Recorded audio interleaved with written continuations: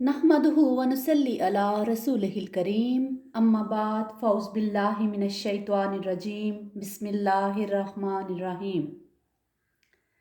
आज हम सूरतुल फ़ील के नाम, ज़माने नज़ूल और उसके तारीख़ी पस मंज़र को जानने की कोशिश करेंगे, क्योंकि ये सूरत एक बहुत बड़ा तारीख़ी पस मंज़र रखती है। जैसा कि पहली ही आयत के लफ्ज़ असहाबिल फ़ील से इसका नाम माखूज़ है। ये सूरत बिल-इत्तिफ़ाक़ मक्की है और इसके तारीख़ी पस मंज़र को अगर नज़र में रख कर देखा जाए तो महसूस होता है कि इसका नज़ूल मक्का मौज़मा के बहुत इब्तदाई दौर में हुआ होगा। नजरान में यमन के यहूदी फरमान रवा जुनवास ने पीरवान मसीह अलैहिस्सलाम पर जो जुल्म किया था उसका बदला लेने के लिए हबश की ईसाई सल्तनत ने यमन पर हमला करके हमीरी हुकूमत का खात्मा कर दिया और 1825 में इस पूरे इलाके पर हबशी हुकूमत कायम हो गई थी। ये सारी कार्रवाई दरअसल कस्तंतनिया की रूमी सल्तनत और हबश की हुकूमत के बाहम तावन से हुई थी, क्योंकि हबशियों के पास उस जमाने में कोई काबिल जिक्र बहरी बेड़ा नहीं था। बहरी बेड़े जो थे वो रूमियों ने फराहम किए और हबश ने अपनी 70,000 फौज उसी के जरिए से यमन के साहिल पर उतारी। इन मामलात को समझने के लिए ये बात जो है वो इब्तिदा ही से हमें जान लेनी चाहिए कि ये सब कुछ महज मजहबी जज्बे से नहीं हुआ था, बल्कि इसके पीछे मुआशी और सियासी मकासद भी काम कर रहे थे, बल्कि गालिबन वही इसकी असल वजह थे। और ईसाई मजलूमीन के जो खून का इंतकाम था वो एक बहाने से ज़्यादा कुछ नहीं था। रोमी सल्तनत जब से मिस्र और शाम पर काबज़ हुई थी उसी वक़्त से उसकी ये कोशिश थी कि मशरक़ी अफ़्रीका, हिंदुस्तान, इंडोनेशिया वगैरह ममालिक और रूमी मकबूज़ात के दरमियान जिस तजारत पर अरब सदियों से काबज़ चले आ रहे थे उसे अरबों के कब्ज़े से निकाल कर वो खुद अपने कब्ज़े में ले ले, ताकि उसके पूरे के पूरे मुनाफे उन ही लोगों को हासिल हों और अरब ताजरों का वास्ता जो है वो दरमियान में से हट जाए। इसी मकसद को हासिल करने के लिए 24 या 25 कबल मसीह में कैसर ऑगस्टस ने एक बड़ी फौज रूमी जनरल एलियस गालूस की क़यादत में अरब के मगरबी साहल पर उतारी थी, ताकि वो उसके बहरी रास्ते पर कब्जा कर ले जो जनूबी अरब से शाम की तरफ जाता था। लेकिन अरब के शदीद जोग्राफियाई हालात ने इस मुहिम को नाकाम कर दिया था। उसके बाद रूमी अपना जंगी बेड़ा बहरे अहमर में ले आए और उन्होंने अरबों की उस तजारत को ख़त्म कर दिया जो वो समंदर के रास्ते करते थे और सिर्फ बरी रास्ता उनके लिए बाकी रह गया। इसी बरी रास्ते को कब्जे में लेने के लिए उन्होंने हबश की ईसाई हुकूमत से गठजोड़ कर लिया और बहरी बेड़े से उसकी मदद करके उसको यमन पर काबज करवा दिया। यमन पर जो हबशी फौज हमलावर हुई थी उसके मुतल्लिक अरब महरीन के बयानात जो हैं वो मुख्तलिफ हैं। हाफिज़ इब्न कसीर ने लिखा है कि वो दो अमीरों की क़यादत में थी, एक अरियात और दूसरा अब्रहा। और मोहम्मद बिन इसहाक की रवायत है कि इस फौज का अमीर अरियात था और अब्रहा उसमें शामिल था। फिर दोनों इस बात पर मुत्तफिक हो गए हैं कि अब्रहा और अरियात बाहम लड़ पड़े। मुकाबले में अरियात मारा गया, अब्रहा मुल्क पर काबज हो गया और फिर उसने शाह हबश को इस बात पर राजी कर लिया कि वो उसी को यमन पर अपना नायब मुकर्रर कर दे। इसके बरक्स यूनानी और सुरियानी मौरखीन का बयान है कि फतह यमन के बाद जब हबशियों ने मज़ाहमत करने वाले यमनी सरदारों को एक एक करके कत्ल करना शुरू कर दिया तो उनमें से एक सरदार जो था जिसे असुमिफ अशवा और यूनानी मौरखीन जो हैं वो इज़म्फिस लिखते हैं, उसने हबशियों की इताअत कबूल करके और जिजिया अदा करने का वादा करके शाह हबश से यमन की गवर्नरी हासिल की। लेकिन हबशी फौज ने उसके खिलाफ बगावत कर दी और अब्रहा को उसकी जगह गवर्नर बना लिया। ये शख्स हबश की बंदरगाह अदुलस के एक यूनानी ताजर का गुलाम था जो अपनी होशियारी से यमन पर कब्जा करने वाली हबशी फौज में बड़ा असर रसूख हासिल कर गया था। शाह हबश ने उसकी सरकोबी के लिए जो फौजें भेजी वो या तो इससे मिल गईं या इसने उनको शिकस्त दे दी। آخرکار شاہ حبش کے مرنے کے بعد اس کے جانشین نے اس کو یمن پر اپنا نائب السلطنت تسلیم کر لیا۔ یہ شخص رفتہ رفتہ یمن کا خود مختار بادشاہ بن گیا، مگر برائے نام اس نے شاہ حبش کی بالادستی تسلیم کی اور اپنے آپ کو نائب شاہ لکھتا تھا۔ اس نے جو اثر و رسوخ حاصل کر لیا تھا اس کا اندازہ اس بات سے لگایا جا سکتا ہے کہ جب سن 543 میں وہ سد مارب کی مرمت سے فارغ ہوا تو اس نے ایک عظیم الشان جشن منایا جس میں کیسر روم، شاہ ایران، شاہ ہیرا اور شاہ غسان کے سفراء شریک ہوئے۔ اس کا مفصل تذکرہ اس کتبے میں درج ہے جو ابرہہ نے سد معارف پر لگایا تھا۔ یہ کتبہ آج بھی موجود ہے اور گلیزر نے اس کو نقل کیا ہے۔ یمن میں پوری طرح اپنا اقتدار مضبوط کر لینے کے بعد ابرہہ نے اس مقصد کے لیے کام شروع کر دیا جو اس کی مہم کی ابتدا سے رومی سلطنت اور اس کے حلیف حبشی عیسائیوں کے پیش نظر تھا، یعنی ایک طرف عرب میں عیسائیت پھیلانا اور دوسری طرف اس کی تجارت پر قبضہ کرنا۔ یہ ضرورت اس بات پر بھی اور بڑھ گئی تھی کہ ایران کی ساسانی سلطنت کے ساتھ روم کی کشمکش اقتدار نے بلاد مشرق سے رومی تجارت کے دوسرے تمام راستے بند کر دیے تھے۔ ابرہہ نے اس مقصد کے لیے یمن کے دارالسلطنت صنعا میں ایک عظیم الشان کلیسا تعمیر کروایا۔ اس کا مقصد یہ تھا، محمد بن اسحاق کی روایت ہے کہ اس کام کی تکمیل کے بعد اس نے شاہ حبش کو لکھا کہ اس میں عربوں کا حج کعبہ سے اس کلیسا کی طرف موڑے بغیر نہیں رہوں گا۔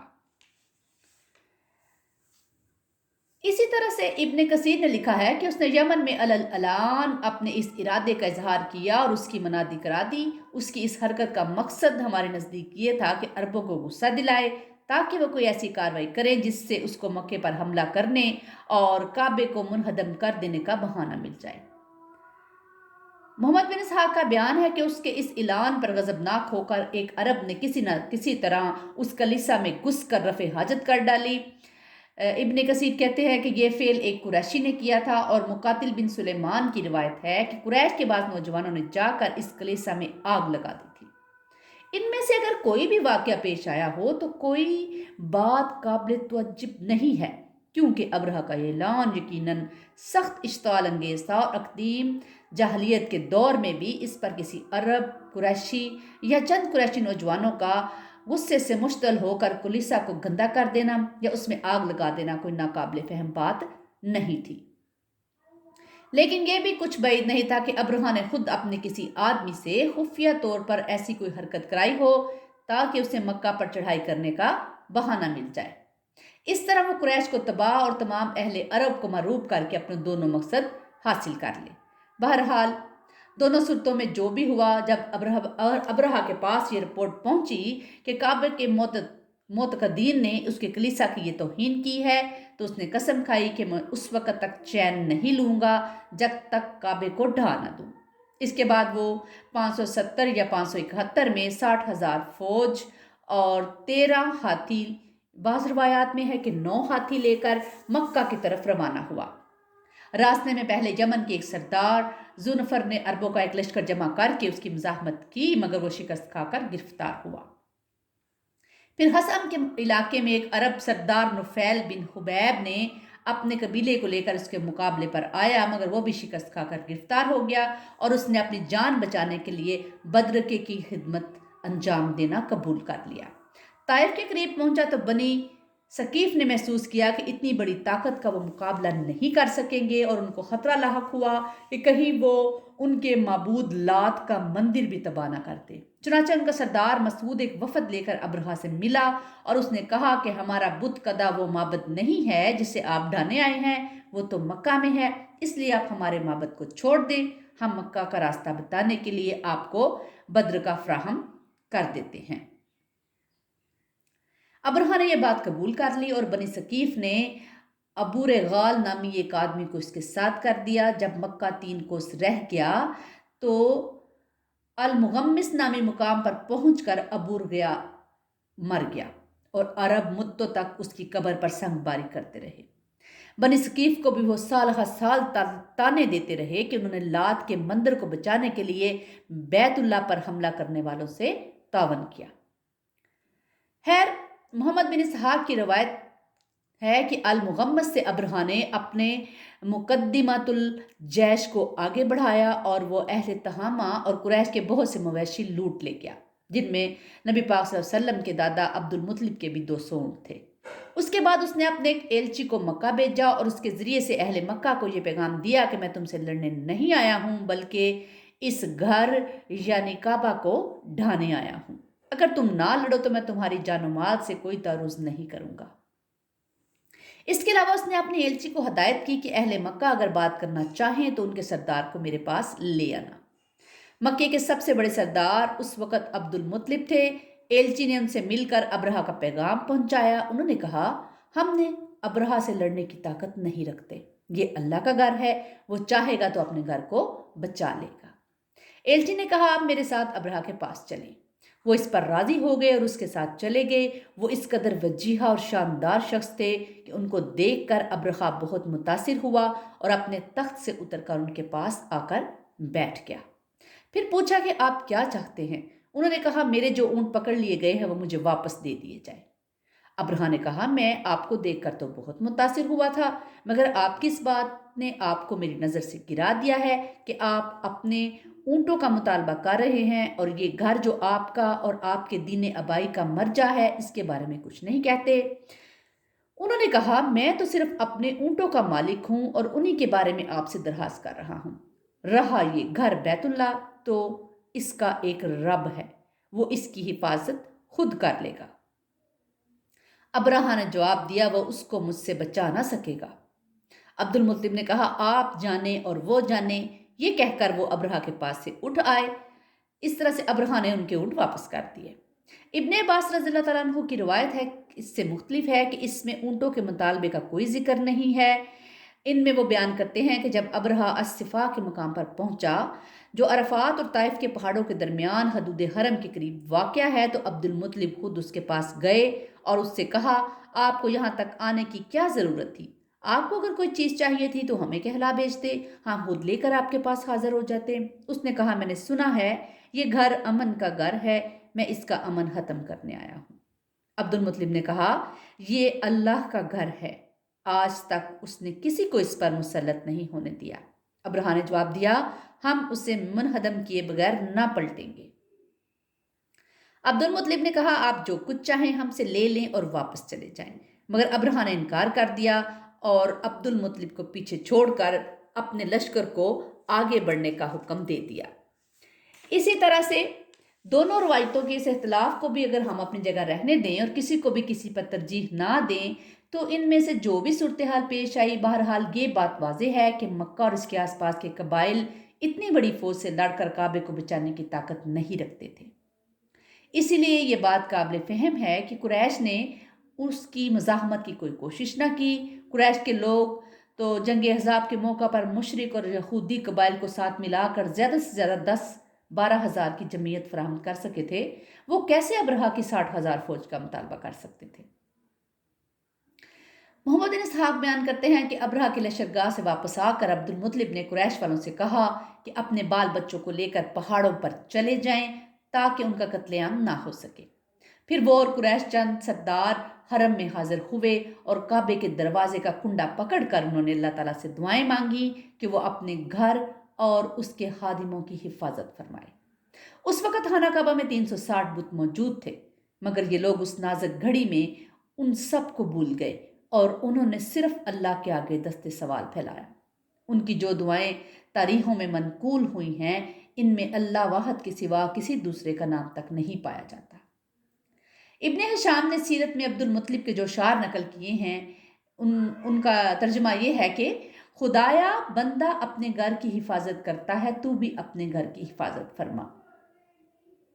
कल उनकी सलीब और उनकी तदबीर तेरी तदबीर के मुकाबले में गालिब ना आने पाए। अगर तू उनको और हमारे किबले को अपने हाल पर छोड़ देना चाहता है तो तू जो चाहे करे। इसके अलावा यह भी कहा कि सलीब की आल और उसके परस्तारों के मुकाबले में आज अपनी आल की मदद फरमा। इसके अलावा उन्होंने कहा कि ए मेरे रब, तेरे सिवा उनके मुकाबले में किसी से उम्मीद नहीं रखता। ए मेरे रब, इनसे अपने हरम की हिफाजत फरमा। इस घर का दुश्मन तेरा दुश्मन है, अपनी बस्ती को तबाह करने से इनको रोक। یہ دعائیں مانگ کر عبد المطلب اور ان کے ساتھی بھی پہاڑوں میں چلے گئے اور دوسرے روز ابرہہ مکے میں داخل ہونے کے لیے آگے بڑھا، مگر اس کا خاص ہاتھی جس کا نام محمود تھا وہ ایک دم سے بیٹھ گیا، اس کو بہت تبر مارے گئے، آنکھوں سے کچوکے دیے گئے، یہاں تک کہ اسے زخمی کر دیا گیا، مگر وہ ہلا بھی نہیں۔ اسے جنوب، شمال، مشرق کی طرف موڑ کر چلانے کی کوشش کی جاتی تو وہ دوڑنے لگتا، مگر مکہ کی طرف موڑا جاتا تو وہ فوراً بیٹھ جاتا اور کسی طرح سے آگے بڑھنے کے لیے تیار نہ ہوتا۔ اتنے میں پرندوں کے جھنڈ اپنی چونچوں اور پنجوں میں سنگریزے لیے ہوئے آئے اور انہوں نے اس لشکر پر ان سنگریزوں سے بارش کر دی، جس پر بھی یہ کنکر گرتے اس کا جسم گلنا شروع ہو جاتا۔ محمد بن اسحاق اور اکرمہ کی روایت ہے کہ یہ چیچک کا مرض تھا اور بلاد عرب میں سب سے پہلے چیچک اسی سال دیکھی گئی۔ ابن عباس رضی اللہ عنہ کی روایت ہے کہ جس پر کوئی کنکری گرتی اسے سخت کھجلی لاحق ہو جاتی اور کھجاتے ہی جلد پھٹتی اور گوشت جڑنا شروع ہو جاتا۔ ابن عباس کی دوسری روایت یہ ہے کہ گوشت اور خون پانی کی طرح بہنے لگتا اور ہڈیاں نکل آتی۔ خود ابرہہ کے ساتھ بھی یہی ہوا، اس کا جسم ٹکڑے ٹکڑے ہو کر گر رہا تھا اور جہاں سے کوئی ٹکڑا گرتا وہاں سے پیپ اور لہو بہنے لگتا۔ افراتفری میں ان لوگوں نے یمن کی طرف بھاگنا شروع کیا۔ نفیل بن خبیب کو، جسے یہ لوگ بدرکا بنا کر بلاد حسم سے پکڑ کر لائے تھے، تلاش کر کے انہوں نے کہا کہ واپسی کا راستہ بتائے، مگر اس نے صاف انکار کر دیا اور کہا اب بھاگنے کی جگہ کہاں ہے جبکہ خدا تعاقب کر رہا ہے اور نکٹا یعنی ابرہہ مغلوب ہے، غالب نہیں ہے۔ اس بگدڑ میں جگہ جگہ یہ لوگ گر گر کر مرتے رہے۔ عطا بن یسار کی روایت ہے کہ سب کے سب اسی وقت ہلاک نہیں ہو گئے، بلکہ کچھ تو وہیں ہلاک ہوئے اور کچھ بھاگتے ہوئے راستے بھر گرتے چلے گئے۔ ابرہہ بھی بلاد حسم پہنچ کر مرا۔ یہ واقعہ مزدلفہ اور منی کے درمیان وادی مخصب کے قریب مخصر کے مقام پر پیش آیا۔ صحیح مسلم اور ابو داؤد کی روایت کے مطابق محمد صلی اللہ علیہ وسلم کے حجۃ الوداع کا جو قصہ امام جعفر صادق نے اپنے والد ماجد امام محمد باقر سے اور انہوں نے حضرت جابر بن عبداللہ رضی اللہ عنہ سے نقل کیا ہے، اس میں وہ بیان فرماتے ہیں کہ رسول اللہ صلی اللہ علیہ وسلم جب مزدلفہ سے منی کی طرف چلے تو محصر کی وادی میں آپ صلی اللہ علیہ وسلم نے رفتار تیز کر دی۔ امام نووی اس کی شرح کرتے ہوئے لکھتے ہیں کہ اصحاب الفیل کا واقعہ اسی جگہ پیش آیا تھا، اسی لیے سنت یہی ہے کہ آدمی یہاں سے جلدی گزر جائے۔ موطا میں امام مالک رحمۃ اللہ علیہ روایت کرتے ہیں کہ حضور پاک صلی اللہ علیہ وسلم نے فرمایا کہ مزدلفہ پورے کا پورا ٹھہرنے کا مقام ہے، مگر محصر کی وادی میں نہ ٹھہرا جائے۔ اسی طرح سے ان لوگوں میں سے ہر ایک جو تھا وہ نفیل کو ڈھونڈ رہا تھا کہ گویا میرے اوپر حبشیوں کا کوئی قرض آتا ہے۔ یہ اتنا بڑا واقعہ تھا جس کی تمام عرب میں شہرت ہو گئی اور اس پر بہت سے شعراء نے قصائد کہے۔ ان قصائد میں یہ بات بالکل نمایاں ہے کہ سب نے اسے اللہ تعالیٰ کی قدرت کا اعجاز قرار دیا اور کہیں اشارتاً و کنایتاً بھی یہ نہیں کہا کہ اس میں ان بتوں کا بھی کوئی دخل تھا جو کعبہ میں پوجے جاتے تھے۔ مثال کے طور پر عبداللہ ابن الزبری کہتا ہے 60,000 تھے جو اپنی سرزمین کی طرف واپس نہ جا سکے اور نہ واپس ہونے کے بعد ان کا بیمار زندہ رہا۔ یہاں ان سے پہلے عاد اور جرہم تھے اور اللہ بندوں کے اوپر موجود ہے جو اسے قائم رکھے ہوئے ہے۔ ابو قیس بن اسلط کہتا ہے کہ اٹھو اور اپنے رب کی عبادت کرو اور مکہ و منی کی پہاڑیوں کے درمیان بیت اللہ کے کونوں کو مسح کرو۔ اس کے علاوہ اس نے کہا کہ جب عرش والے کی مدد تمہیں پہنچی تو اس بادشاہ کے لشکروں نے ان لوگوں کو اس حال میں پھیر دیا کہ کوئی خاک میں پڑا تھا اور کوئی سنسار کیا ہوا تھا۔ یہی نہیں بلکہ حضرت ام ہانی رضی اللہ تعالیٰ عنہ اور حضرت زبین بن العوام کی روایت ہے کہ رسول اللہ صلی اللہ علیہ وسلم نے فرمایا قریش نے 10 سال تک اللہ وحدہ لا شریک کے سوا کسی کی عبادت نہ کی۔ ام ہانی کی روایت امام بخاری میں اپنی تاریخ میں اور طبرانی، حاکم، ابن مردویہ اور بہقی نے اپنی کتب حدیث میں نقل کی ہے۔ اسی طرح سے جس سال یہ واقعہ پیش آیا اہل عرب اسے عام الفیل یعنی ہاتھیوں کا سال کہتے ہیں اور اسی سال نبی پاک صلی اللہ علیہ وسلم کی ولادت مبارکہ ہوئی۔ محدثین اور مورخین کا اس بات پر قریب اتفاق ہے کہ صحاب الفیل کا واقعہ محرم میں پیش آیا تھا اور نبی پاک صلی اللہ علیہ وسلم کی ولادت ربیع الاول میں ہوئی تھی۔ اکثریت یہ کہتی ہے کہ آپ صلی اللہ علیہ وسلم کی ولادت واقعہ فیل کے 50 دن بعد ہوئی۔ یہ جو تمام باتیں ہیں ان کو اگر نگاہ میں رکھ کر سورہ فیل پر غور کیا جائے تو یہ بات اچھی طرح سمجھ آتی ہے کہ اس صورت میں کس قدر اختصار کے ساتھ صرف اصحاب الفیل پر اللہ تعالیٰ کے عذاب کا ذکر کر دینے پر کیوں اکتفا کیا گیا ہے۔ واقعہ کچھ بہت پرانا نہ تھا، مکے کا بچہ بچہ اس کو جانتا تھا، عرب کے لوگ عام طور پر اس سے واقف تھے، تمام اہل عرب اس بات کو مانتے تھے کہ ابرہہ کے اس حملے سے کعبہ کی حفاظت کسی دیوی دیوتا نے نہیں کی ہے بلکہ صرف اور صرف اللہ تعالیٰ نے کی ہے۔ اللہ ہی سے قریش کے سرداروں نے مدد کے لیے دعائیں مانگی تھی، اور چند سال تک قریش کے لوگ اس واقعہ سے اس قدر متاثر رہے تھے کہ انہوں نے اللہ کے سوا کسی کی عبادت نہ کی تھی۔ اسی لیے سورہ فیل میں ان تفصیلات کے ذکر کی حاجت نہیں تھی، بلکہ صرف اس واقعہ کو یاد دلانا کافی تھا تاکہ قریش کے لوگ خصوصاً اور اہل عرب عموماً اپنے دلوں میں اس بات پر غور کریں کہ محمد صلی اللہ علیہ وآلہ وسلم جس چیز کی طرف دعوت دے رہے ہیں وہ آخر اس کے سوا اور کیا ہے کہ تمام دوسرے معبودوں کو چھوڑ کر صرف اللہ وحدہ لا شریک کی عبادت کی جائے۔ نیز وہ یہ بھی سوچ لیں کہ اگر اس دعوت حق کو دبانے کے لیے انہوں نے زور و زبردستی سے کام لیا تو جس خدا نے اصحاب الفیل کا تہس نہس کیا تھا اسی کے غضب میں وہ بھی گرفتار ہوں گے۔ اللہ تعالی ہمیں قرآن پاک کو سمجھنے، پڑھنے اور اس پر عمل کرنے کی توفیق عطا فرمائے۔ وآخر دعوانا الحمد للہ رب العالمین۔